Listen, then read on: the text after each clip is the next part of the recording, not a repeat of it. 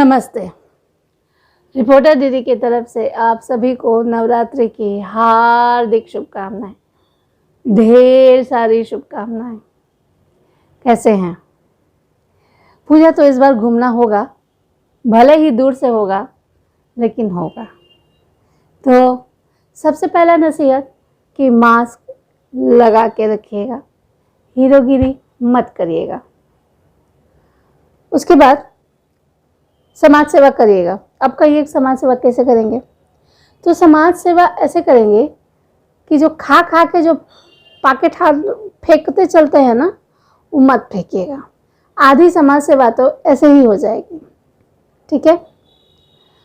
पंडाल में जब आप खड़े हों तो वैसे तो इस बार सेल्फी लेने का कोई टाइम या चांस तो दिख नहीं रहा है, और थोड़ा सा मन आपको महसूसना पड़ेगा।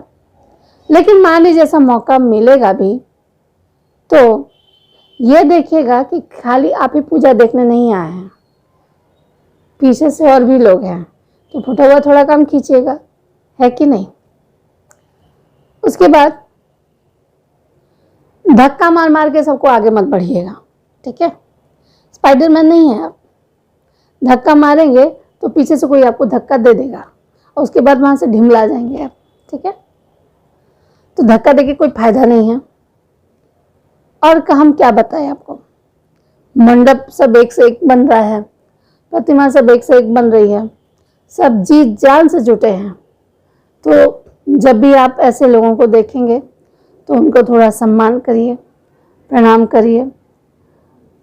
अगर आप हस्तशिल्प खरीदना चाहते हैं, ठीक है, और आप अफोर्ड कर सकते हैं, मतलब आप खर्चा उठा सकते हैं, तो जितने गरीब लोग जो बेचते हैं, अगर संभव हो तो उनसे मोल भाव मत करिए।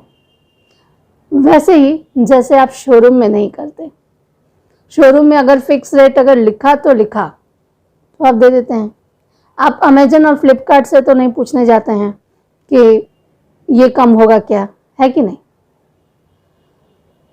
तो किसी की मेहनत का सम्मान करिए, और उसमें मोल भाव नहीं करे तो ज़्यादा बेहतर है। अगर आप कर सकते हैं तो हस्तशिल्प ऐसी चीज़ों को खरीद कर अपना घर सजाइए, दूसरों को उपहार में दीजिए। अपने देश की संस्कृति, अपने देश का हस्तशिल्प, इन सब से प्यार कीजिए, आपको अच्छा लगेगा। मिठाई खाएंगे, और मिठाई खाएंगे तो याद रखिएगा पीछे से लाइन में 10 लोग और खाने के लिए हैं। हो सके तो हाथ में खरीदारी के लिए कपड़े का बैग साथ लेकर चलिए, क्योंकि वैसे भी अगर आप मॉल से सामान खरीदेंगे तो मॉल वाले तो आपकी जेब ढीली करवा ही लेंगे, तो क्या फायदा। एक तो कपड़े का बैग ही साथ में लेके चलते हैं। हीरो बन के मत घूमिएगा। जो सड़क पर अकेले आप ही नहीं चलते हैं, बाकी लोग भी चलते हैं, तो मोटरसाइकिल थोड़ा सा काबू में, नियंत्रण में, हेलमेट पहन के रखिएगा, है कि नहीं? और पीछे से भीड़ का फायदा उठाकर किसी लड़की से बदतमीजी मत करिएगा, छेड़छाड़ मत करिएगा, क्योंकि पुलिस वो वहीं रहता है कि नहीं? और पुलिस नहीं रहती है तो दुर्गा मैया वहीं है, थूर देंगी, कुछ देंगी, कहाँ चले जाएंगे आपको पता नहीं चलेगा। जैसे आप चाहते हैं कि आपकी बहन को, बेटी को इज्जत मिले, वैसे आपका भी जिम्मेदारी बनता है ना। हर जगह फ्लड करके लाइन मार के क्या फायदा? कोई फायदा है? नहीं है। तो अच्छे से पूजा देखिए, बढ़िया से देखिए, खरीदारी कीजिए, लेकिन कोरोना संबंधी नियमों का पालन करिए। माँ दुर्गा तो आ चुकी हैं, पंडाल सज चुके हैं, मंडप सज चुके हैं, हम सब माँ के स्वागत की तैयारी में हैं। लेकिन सबसे ज़्यादा ज़रूरी ये है कि आपके जीवन में जो है आप उन्हीं को थोड़ा सा सम्मान दे दीजिए, उन्हीं को थोड़ा सा उनके अधिकार दे दीजिए, तो मैया तो ऐसे ही प्रसन्न हो जाएंगे। अपने आप से पूछिए, क्या आप वो अधिकार देते हैं? देते हैं? कहीं ऐसा तो नहीं है कि आप बाहर कुछ और हैं, अंदर कुछ और हैं। सारी दुनिया के लिए आप महान बनते हैं और घर में नतीजा वही ढक के 3 पात। क्या फायदा है ये सब करके? मिला जाता है, सो जाते हैं, मन में कुछ होता नहीं है। कैसे सोते हैं? सच में गजब लोग होते हैं। हमको समझ में नहीं आता है कि जो अभी चूंकि पूजा का मौसम है तो सबके सब चढ़ेंगे स्टेज पे, हर औरत में उनको देवी दिखाई देगी कम से कम 9 दिन के लिए। हमारे देश में औरतों की इज्जत 10 से 11 दिन होती है। अब बताइए कैसे? नहीं, 18-21 दिन। 18 दिन को बाकी इसलिए हम हटा देते हैं क्योंकि चैत्र नवरात्रि को तो कोई इतना ज्यादा वो नहीं करता है। ये वाली जो नवरात्रि होती है उसमें सब बहुत ज्यादा भक्ति भावना से जुड़े होते हैं। बाकी महिला दिवस पर तो कंपटीशन होता है, इनके लिए क्यों, हमारे लिए क्यों नहीं, इस तरह की बातें हम सुनते हैं। सबसे बड़ी जो शक्ति की आराधना होगी वो ये कि आप महिलाओं का सम्मान तो करिए, लेकिन सम्मान तो तभी करेंगे ना जब आप उसको खुद के बराबर समझेंगे। वो अगर योग्य है तो उसकी योग्यता को सम्मान देंगे, योग्य नहीं भी है तो भी सम्मान देंगे, क्योंकि आप तो देते हैं ना। आपका बॉस अगर योग्य नहीं होता तो क्या आप अपने बॉस को बोलने जाते हैं? बोलने जाते हैं कि आप योग्य नहीं हैं, हम आपको सम्मान नहीं देंगे? तब तो जी सर हाँ सर के अलावा कुछ निकलता ही नहीं है कि नहीं? तो आपको जी सर हाँ सर या कुछ भी करने की जरूरत नहीं है, बस उसको अपने बराबर समझिए और उसको मनुष्य की तरह इज्जत दीजिए, मनुष्य समझिए। क्योंकि जिस तरह आपकी तरह काम करना मुश्किल है, उसी तरह आप भी उसका काम नहीं कर सकते हैं। और एक चीज जो अनुभव हुआ हमको वो ये, हमारे देश में जो लड़की खाना नहीं बना पाती है उसको तो लड़की समझते ही नहीं है। आज भी खाना बनाना ये एक कला है, आर्ट है। इसको जेंडर से नहीं जोड़ा जाना चाहिए, सबको आना चाहिए, लड़की हो चाहे लड़का हो। तो अगर आपके घर में बेटी है तो उसको बार बार ये मत कहिए कि फलाने की चाची की बेटी ने ये बनाया वो बनाया और आपके भाग फूटे हैं कि आपकी बेटी नहीं बना पा रही है।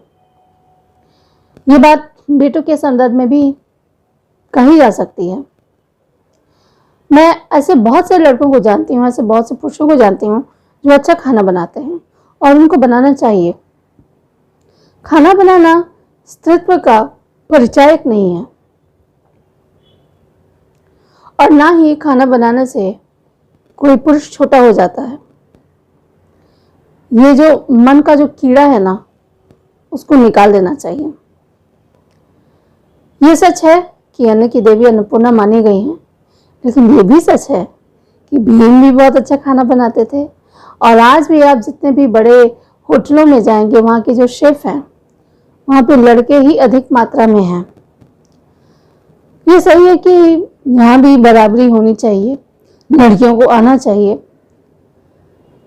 लेकिन मेरे कहने का मतलब यही है कि खाना बनाना या घर के कोई भी काम करना कोई जेंडर से बनने वाली चीज नहीं है।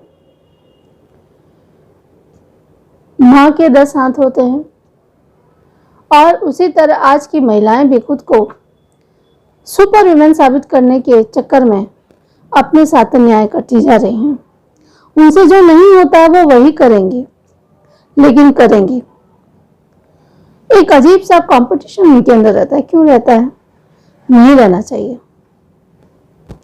जो जो कर रहा है उसके काम का सम्मान कीजिए, क्योंकि हर काम का अपना महत्व होता है। ये सब हम क्यों कह रहे हैं बताइए तो?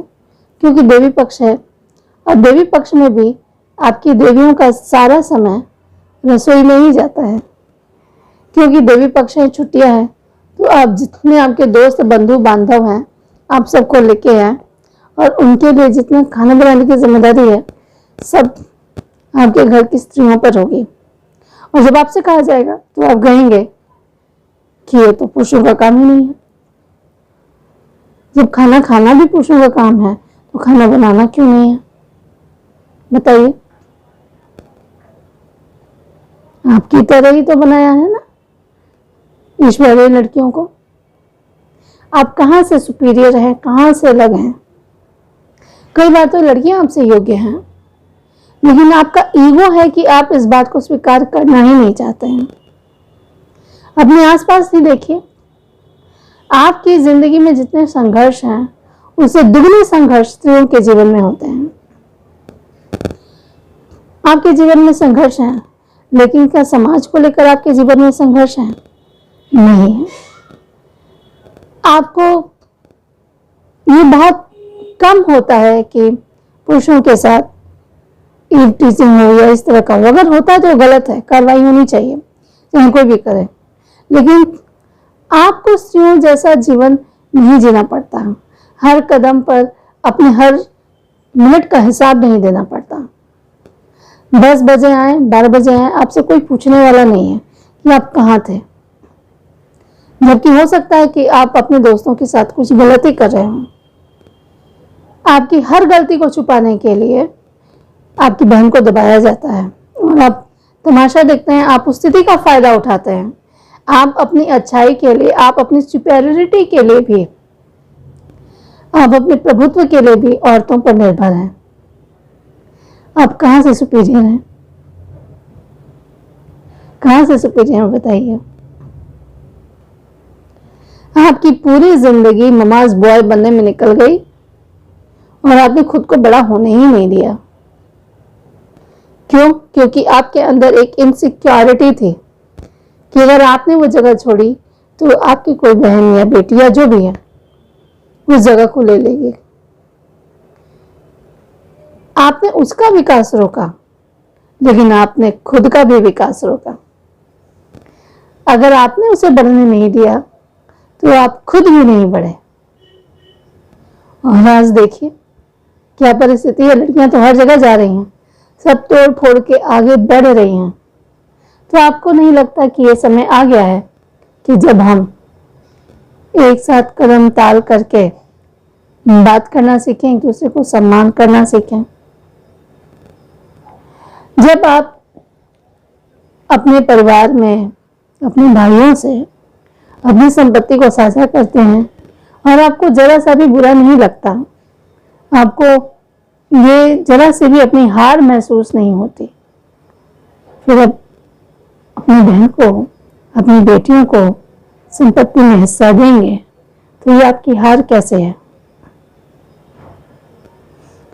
और क्या किसी का अधिकार रखने से कोई व्यक्ति बड़ा बन सकता है? कभी बड़ा नहीं बन सकता। यह आपकी पराजय है। जिसे आप जीत बता रहे हैं वो आपकी हार है। तो आज रिपोर्टर दीदी का कहना सिर्फ इतना ही है कि बराबरी रखिए, साथ में चलिए, एक से भले दो, काम अच्छा होगा।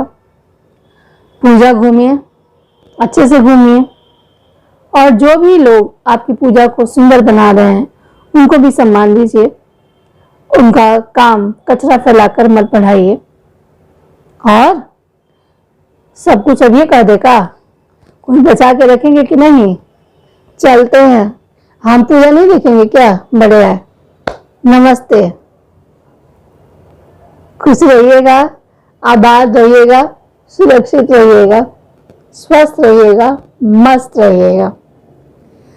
नमस्कार।